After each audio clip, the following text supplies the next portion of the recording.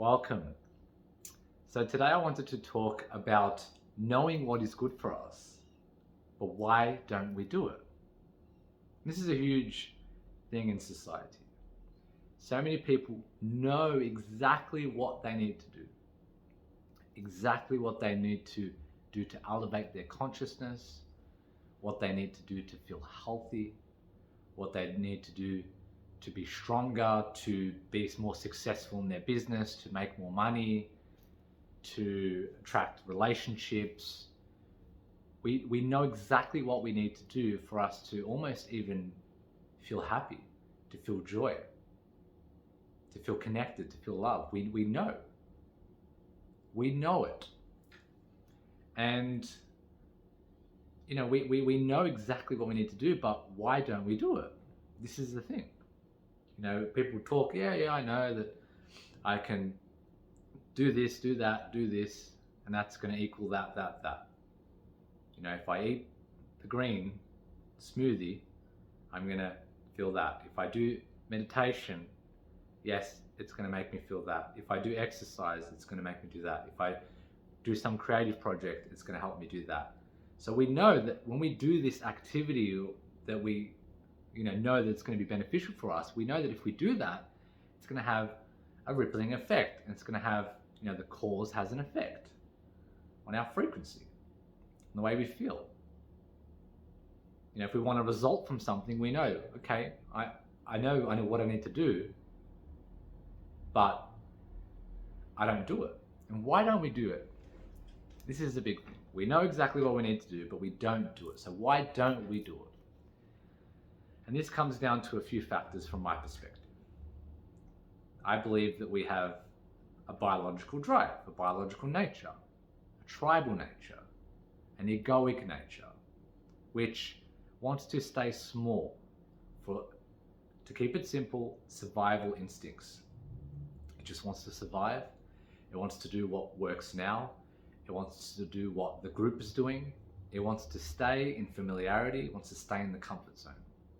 So it's actually afraid of growth. It's actually afraid of expansion. It's afraid of leveling up and feeling good. And it's actually afraid of getting what you want, because when you get what you want, you lose that sense of self. So part of you has to die. So there's a part of you that holds on to who you think you are. There's an egoic self that holds on and doesn't allow you to step into that expansion. And so this will come in many forms of self-sabotage. There'll be many things that come up when you know exactly what you need to do, and there'll be distractions put in place. You might sabotage yourself through eating certain junk foods, or you might distract yourself with television when it's the right time to study or to focus. So we tend to do this so much. There may be like one thing that we need to do. We know exactly what we need to do, but then it becomes this overwhelming thing of too many steps. I want to take all these steps now instead of taking one step at a time. And so this is, massive in life. So many of us don't take that one step. Like, we know what we need to do, but we oversee the vision. It's like, I need to go to the stars, but I'm too afraid to take off. And what happens is, when we're aiming for the stars, often we don't even take off because we see it's too far. There's too many steps involved. We start to, this is the ego again, start to critically think about each step, start to micromanage, try and control, and try and plan, and try and envision too far ahead when we're not actually there yet. So what we need to do is take one step at a time. This is what we get caught up in. We end up trying to take too many steps at once. We try and take that massive leap. It becomes too uncomfortable for us. So I like to say often it's great to aim for the moon first. Get to the moon, land, arrive at the moon. Then from the moon you can start to work out the stars. Because that's the step. That's also, you're creating momentum. You're creating a momentum step. So once you've gone to the moon, then you can go to the next closest star, then the next closest star, then the next closest star, to arrive at your final goal, your final destination, which again, once you arrive at your destination, there's going to be more destinations. So this is just an example. But there's all these self-sabotages that will come into play because of your egoic nature, trying to keep you safe, trying to keep your identity secure. Then we have conditioning. We have social conditioning. We have conditioning through school, through our lineage. Then we have, on top of that, conditioning from our parents, their belief systems, our friends around us, television, music, books, things that we consume that are in front of us. And this is huge because we are getting influenced all the time.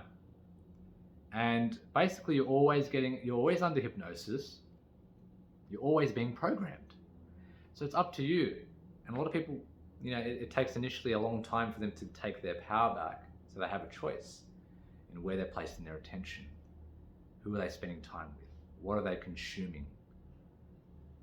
What type of information are they reading or listening to or watching on television? What beliefs don't serve them anymore? So this is where we start to work with our belief system as well. But a lot of this comes through our programming, which is constantly always happening. And obviously when we're young, from the ages of 0 to 7, or ages of 0 to 12, that's the heightened stage. That's like our sponge stage. That's where we pick up most of our beliefs and memories, and we pick up most of our programming. So a lot of work can be done, obviously, and to make a lot of deep changes, a lot of work needs to be done at your younger age. But on top of that, we are still getting programmed and conditioned. And you just have to choose, basically, to take your power back, to have a choice. Where do you want to place your attention? And so you can choose a positive programming or simply a negative programming. And of course, they're all subjective. Of course, there's different degrees and levels to what you want to watch, depending on what stage you are in your life. You could be at a certain stage in your life where a certain content resonates with you, helps you take that next leap, takes you to the next step of that star, that next moon. Once you're at that next step, then you can start to reevaluate. Is this content resonating with me? Is this content going to take me to the next star? Or is it simply keeping me small? Is it keeping me, trying to pull me back down to the moon, back down to the earth, back down the steps? So if you want to continue up those steps, we need to reevaluate, check in, what is resonating with us? What type of information are we consuming? And just checking in with that. There could be certain people that you watch on YouTube. There could be people that, it could be your partner, it could be your friends, it could be your family that speak to a certain way.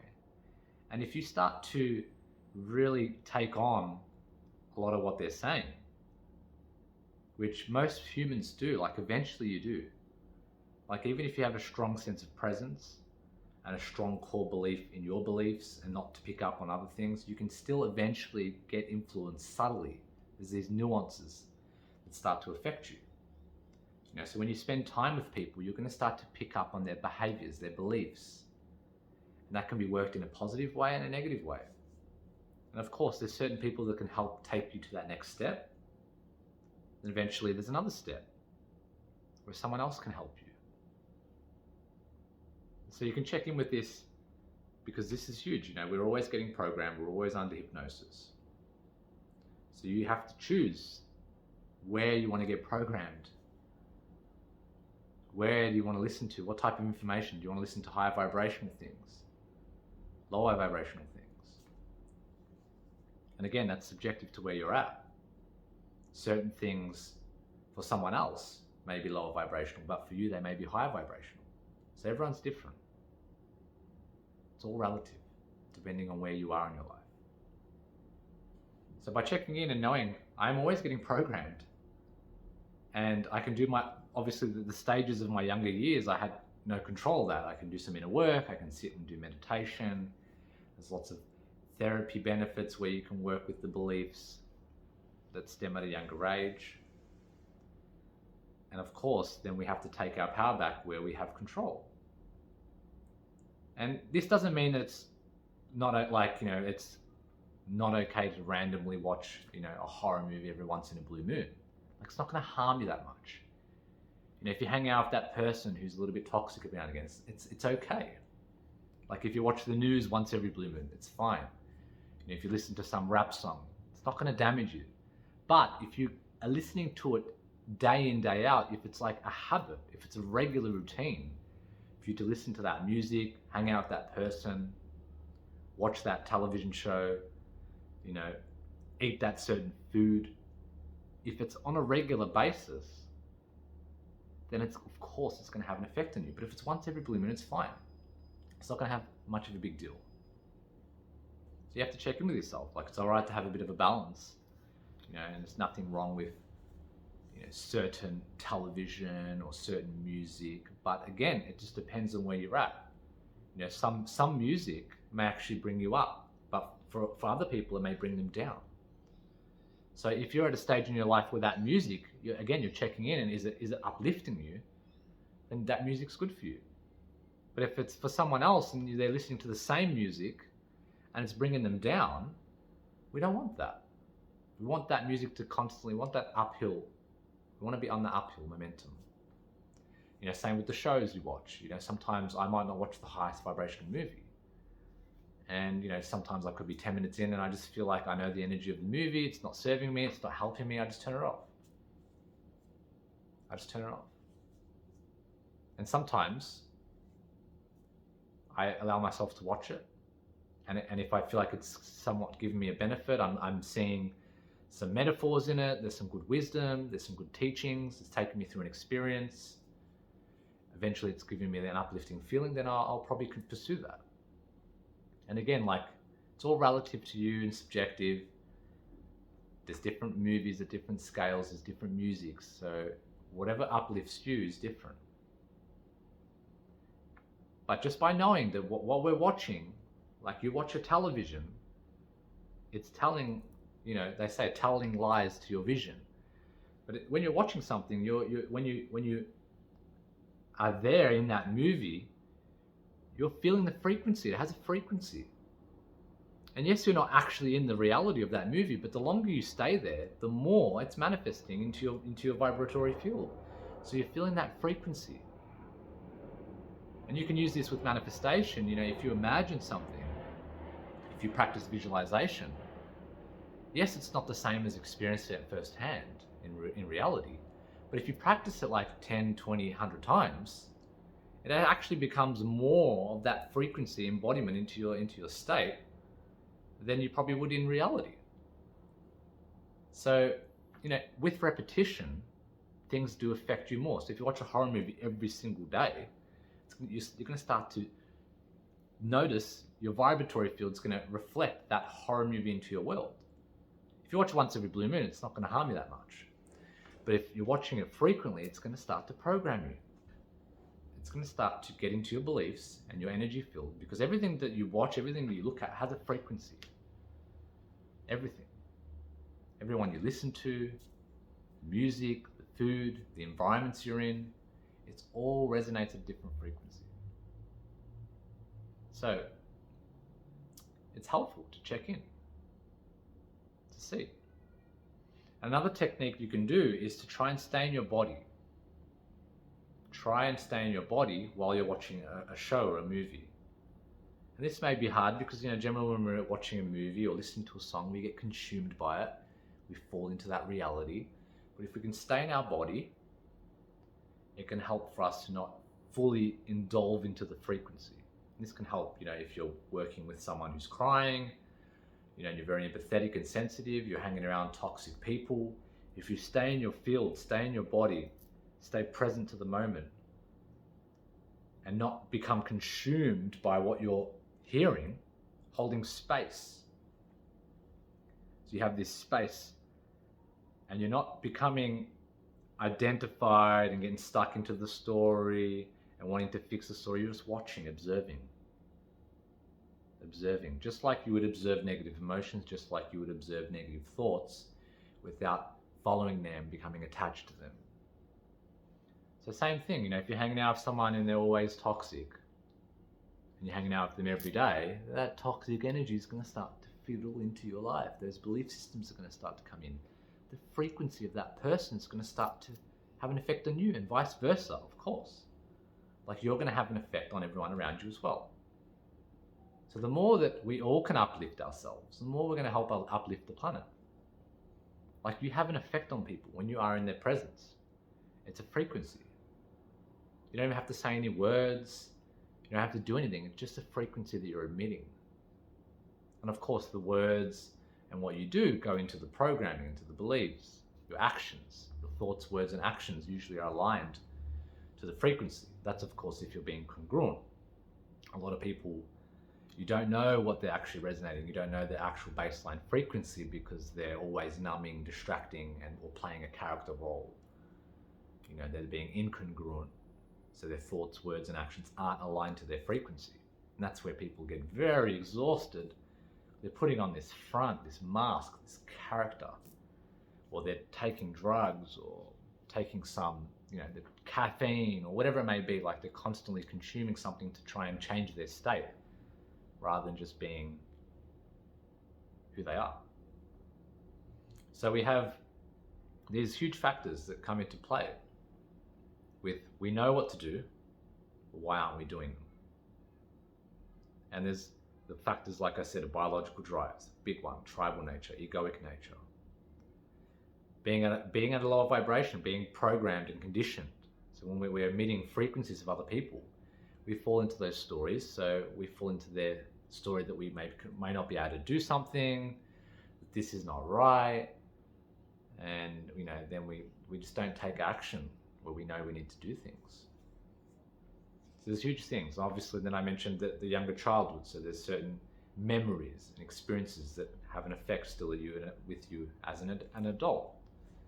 So there's certain reasons why that holds you back as well. But a big one is just being at a certain frequency.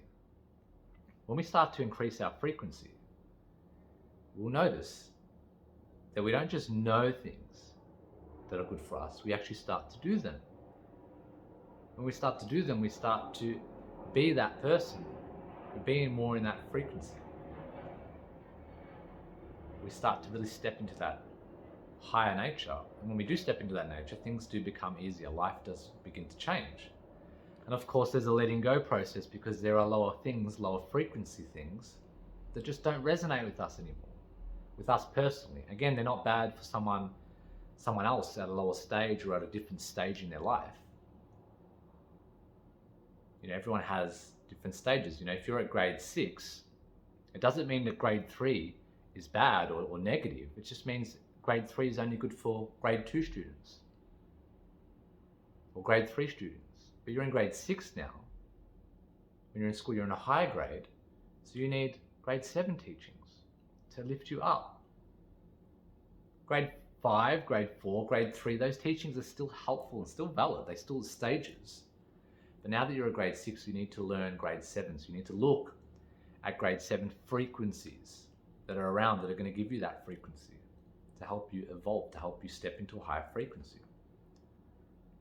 And the more you evolve, you'll start to notice, I know what's good for me. I'm going to do it. Because you haven't got as much as those resistance. You're not as identified in the small self and the egoic self. You're not as attached to that egoic tribal nature. And of course, you're checking in. You're not being programmed continuously from television, from music, from people. You're not being constantly bombarded and put under hypnosis from them. If you get put into a room every day and you get told that you're amazing, you're this, you're that, for the rest of your, for your upbringing, you're going to start to believe those thoughts. Like, eventually, whatever you get, if you get put in a room and there's a screen with one show on it all the time, and there was, say, a horror show in one room, then there was a positive, upbeat type of show in one room, and then like a Christ-like, real spiritual, joyous type of movie in another room. And if we were to play those 3 different shows to 3 different people in each different room, they're going to experience a completely different frequency. And eventually, over like a few days, they're going to start to believe exactly what they're being shown. because it's constant. It's in their face and they're feeling that frequency. Eventually they're going to become a match for that frequency. So you take out each person from each of those rooms and you'll see that they will be at a different frequency coming out of the room. They will see the world differently. They will have different beliefs, and things may be harder or easier for each different person.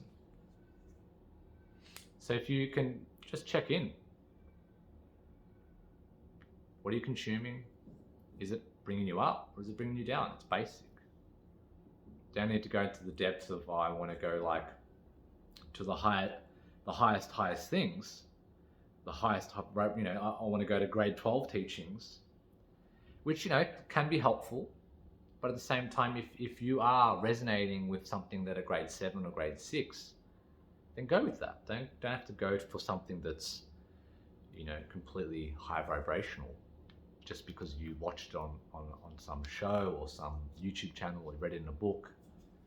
And this is often what people do. They actually forget where they are energetically and they try and take the leap. Again, they try and take a massive leap and they get scared because it's like too far. It's too far of a reach. It's too far of a reach. You know, we need to take a step. We need to aim for the moon first. Then once we're at the moon, then we can make that new decision and go to the next leap. Go to the next stage. So I hope you enjoyed today's video, and you know what's good for you, but why aren't you doing it? And what if you were to do the things that you knew were good for you? If you knew those, the things you know that are good for you, if you just did them, like, don't have to go extreme, just started to implement more of them, what would happen to your life? You already know the answer. So thank you. I hope you have a great day, and peace.